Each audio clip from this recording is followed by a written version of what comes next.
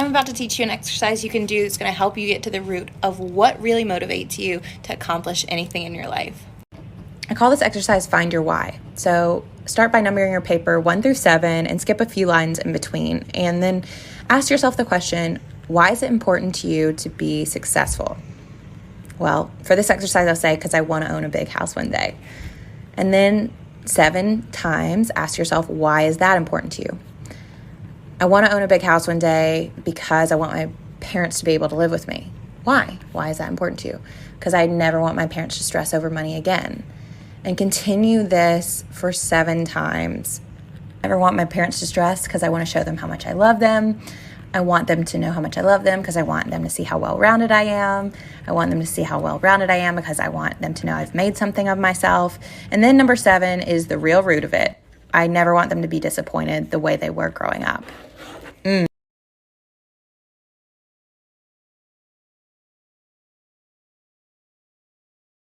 The world's greatest book on wealth and success explained in 10 seconds. You have 2 minds, the conscious and the subconscious mind. Your conscious is your inner voice. That's what you use. The subconscious, however, is more powerful but rarely tapped into, and that's the key. There's 5 ways to tap into the power of the subconscious. Be clear about your goal. Don't just say, I want to be rich. Say, I want to have $1 million by February 13th, 2021. Use auto-suggestion. That means repeating your goal in your head so that your subconscious starts to accept it as fact on a daily basis. Feel the emotion. Your subconscious doesn't understand logic and words. It can only understand emotion. So don't just say, I want to have $1 million.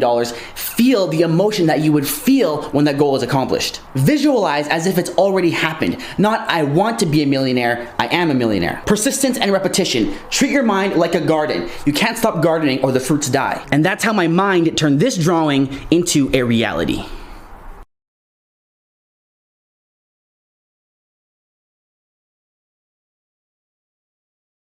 Nine habits of highly successful people from a man who studied them for 5 years. They get up early, they read a lot, they spend 15 to 30 minutes a day of focused thinking, and they make exercise a priority. They spend time with people who inspire them, and they pursue their own goals, and they get enough sleep. Apparently, an overwhelming 89% of self-made millionaires get 7 to 8 hours of sleep. Whoa. Sleep is critical to success because it has an effect on memory function and creative thinking. They have multiple incomes and they avoid time wasters. When you see time as the greatest risk of all, it will force you to be more careful of how you invest your time. How many of these habits do you have?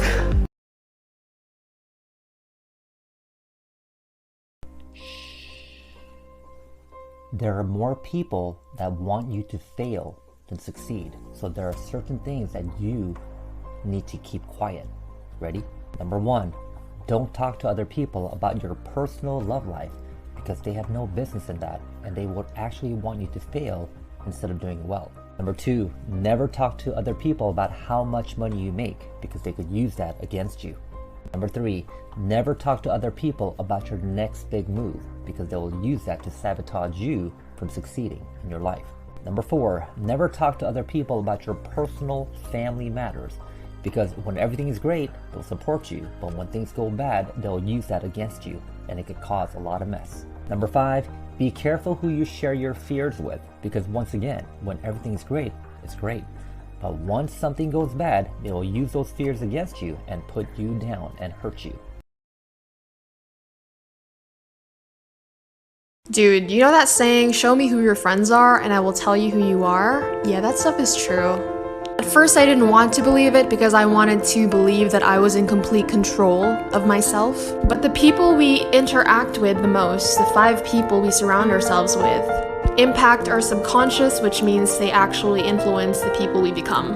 And looking back on my 22 years of existence, when I hung out with smart people, I got good grades. When I hung out with happy people, I became a happy person. When I hung out with ambitious people, I was more determined to reach my goals. When I hung out with judgmental and mean people, my mind was actually leaning towards becoming like them, even though I did my best not to. It was a lot. So be careful who you choose to be close to because you might just end up being a lot like them. What advice do you have for a young man in his 20s? Make a plan.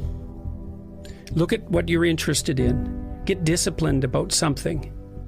Allow for the possibility that you have something important to contribute to the world, and that the world would be a lesser place without that contribution. Don't be afraid of taking on responsibility. It's where you find what sustains you in your life. A lot of the things that people regard as traps are actually the means to their life. Often young people are afraid of commitment because they feel that that's going to interfere with their pursuit of something more valuable, but that's just not the case. You're not going to find something more valuable in your life than a committed relationship with someone that you love, that sustains itself across time, and that in all likelihood produces children. That's life. There may be people for whom avoiding that is the better route, but those people are very rare, and you need a real reason to assume that you're one of those people. The $1 Million Morning. At 5 a.m., wake up. Then 5:30, start exercising. 6 a.m., your morning meditation. Then 6:30, time to read. At 7 a.m., eat breakfast. And then at 7:30, start working. And this is the $1 Million Morning. This is for people who constantly feel anxiety doing schoolwork. Welcome to Advice on How to Be a Better Student, Part 14. Caveat, everyone has their own way to cope, but here's how I deal with things that are always at the back of my head. I have a "it couldn't be worse than" journal where I write everything that I was previously anxious about but dealt with and survived anyway. So for example, if I had like 10 different papers to write and 4 major exams all in the same week and I was able to deal with it and survive it, I wrote that particular event down on my notebook so I can look back at it every time I feel like I'm facing another big struggle. Because really, it couldn't be worse than that specific time. It's so easy to forget about all the times you were brave enough to deal with your struggles. We constantly think about the future that we forget about how you recovered from the past.